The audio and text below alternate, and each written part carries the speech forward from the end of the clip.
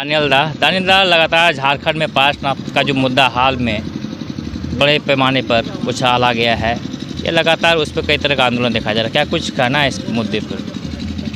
पारसनाथ का मुद्दा अगर कहा जाए तो कोई मुद्दा है ही नहीं वहाँ पर, ठीक है। पर ये कि मेरे नज़र से देखा जाए तो एक राजनीतिक मुद्दा है, ठीक है। यहाँ पे सिर्फ राजनीति हो रही है, इसके अलावा कुछ भी नहीं है, ठीक है। नहीं, जिस तरह से लगातार जो जैन धर्म को लेकर के और आदिवासी लोग अपनी जो अधिकार को वहाँ दिखा रहे हैं, तो क्या है इस पर, किसका एक्चुअल वहाँ पर अधिकार है? देखिए, जहाँ तक अधिकार का बात है तो आप जो वहाँ का जो पॉपुलेशंस है, किस कम्युनिटी का है, किसका खेत वहाँ पे है, किसका बिहार है उसका वहाँ पर है, किसका नदी है, किसका वहाँ पे प्रॉपर्टीज़ है ना। तो पहाड़ जिसका प्रॉपर्टी वहाँ पे है, उसका पहाड़ है, उसका जंगल है। क्योंकि अगर आप समता जजमेंट आप देखिएगा, केरला जजमेंट आप देखिएगा, वहाँ लिखा है जिसका ज़मीन उसी का खनिज, और उसके गांव के नज़दीक में पाया जाने वाला पर्वत या जंगल या नदी या खनिज, जो भी चीज़ आप देख सक रहे हैं, वो उस गांव का हिस्सा है। अब तक तो सब कुछ ठीक ठाक था, हाँ, लेकिन ये अचानक ये मुद्दा आ जाना क्या दर्शाता है? देखिए, ये मुद्दा आना पहला ही सब था, राजनीतिक मुद्दा है। और जहाँ तक हम बात करते हैं जैन मुनियों का, जैन मुनि वहाँ आए, तपस्या किए और अपना प्राण को त्याग दिए। मैं भी दिल्ली में गया था। दिल्ली में वहाँ किसी जगह में अगर मैं छोटा सा झोपड़ी बना लेता हूँ तो क्या वो मेरा हो जाएगा, या हम वहाँ पे उसका मालिक हो जाएंगे? नहीं होंगे ना। तो कोई बाहर से आया है, और जल जंगल ज़मीन तो सबका है, प्रकृति सबका है। और लीगल तरीके से अगर बात करें तो वो जो वहाँ पे जो रैयत है, वो रैयत का है। पर रैयतों ने उनको वहाँ पे ठिकाना दिया, वहाँ जंगल है, पहाड़ है, वहाँ पर उसको तपस्या करने के लिए अवसर दिया है, तो उसका सम्मान होना चाहिए। जो वहाँ लोकल क्षेत्रीय लोग हैं, मूलवासी है, आदिवासी, उसका सम्मान होना चाहिए।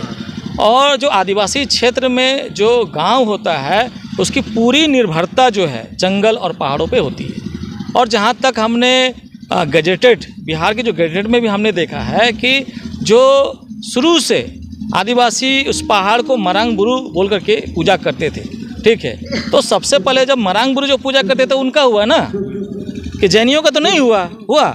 सबसे पहले जो वहाँ पे पूजा कर रहे थे, और ये तो हज़ारों साल से वहाँ पे पूजा कर रहे हैं, ये 100-200 साल की बात नहीं, हज़ार साल से वहाँ लोग रह रहे हैं, पूजा पाठ कर रहे हैं और जंगल की रक्षा रखवाली करते हैं। उनकी निर्भरता वहीं पर है। दतमन से लेकर के जो उनका जो है रोजगार जो है, पत्तल अगर चाहिए तो वहाँ से लेके जाएंगे, लकड़ी बेचना है तो वहाँ से लेके आएंगे।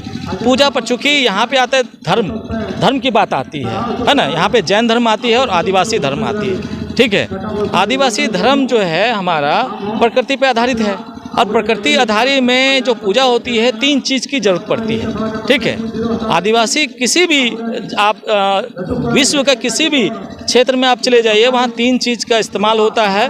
पहला होता है शराब, ठीक है, शराब का होता है। दूसरा होता है लहू, ठीक है, और शराब, लहू, और एक और मैं भूल रहा हूँ,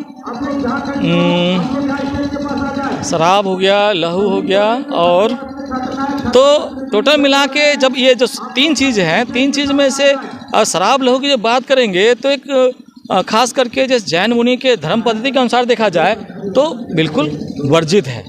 मैं भी मान रहा हूँ, मैं आदिवासी होते हुए मान रहा हूँ कि उनके नज़र से वो वर्जित है। पर जब हम बात आते हैं राइट्स ऑफ रिलीजन का, ठीक है ना, राइट्स ऑफ रिलीजन पे जब हम आते हैं तो एक नास्तिक व्यक्ति को भी अपना धर्म पालन करने का अधिकार है। उसका अपना विचारधारा के अनुसार किसी भी तरह से वो अपना पूजा पाठ कर सकता है। तो अगर राइट्स ऑफ रिलीजन आपका है तो राइट्स ऑफ रिलीजन आदिवासियों का भी है। और इसलिए आप उसके क्षेत्र में प्रवेश करके, और उनको आप ये नहीं कर सकते कि आप यहाँ पे इस तरह से पूजा पाठ नहीं कर सकते, यहाँ पे हंटिंग नहीं कर सकते, यहाँ से जंगल का कोई भी सामान लेके नहीं जा सकते। तो सरकार को सोचना होगा, कि मैंने यहाँ पे कहाँ पक्षपात हो रहा है। दूसरा चीज़ एक हमको और बात हमको मीडिया के माध्यम से बोलना है। केंद्र सरकार ने एक कमेटी बनाई, ठीक है, कमेटी बनाई, जिसमें उस कमेटी में 2 जैनी धर्म के मानने वाले हैं और एक जो है आदिवासी धर्म को मानने वाले हैं, ठीक है। तो ये किस तरह का वो आधार हो गया? अगर 2 जैन धर्म को मानने वाले तो 2 जो है कम से कम आदिवासी धर्म को मानने वाले विशेषज्ञ होना चाहिए। हम जैसे लोग होना चाहिए विशेषज्ञ लोग, है कि नहीं? ताकि हम जड़ से उखाड़ करके उसके सामने लेके आए, डिबेट कर सकें। आप ऐसे माने पढ़े लिखे तो लोग हैं पर बोलने में सक्षम नहीं, अपने बात रखने में सक्षम नहीं है, लजाते हैं। या कुछ ऐसे भी लोग हैं जो माल पानी ले करके जो है एडजस्टमेंट कर लेते हैं। तो वहाँ पे एक पक्ष को होना, एक व्यक्ति का होना हमारा आदिवासी का, यहाँ पे सरकार द्वारा भी एक तरह से षड्यंत्र हमको दिखाई दे रहा है। और सरकार पूरे तरह से जैन मुनि के पक्ष में हमको दिखाई देता है। और एक तरफ फिर से कहा जाए तो यहाँ पे राजनीति चल रही है। ठीक है।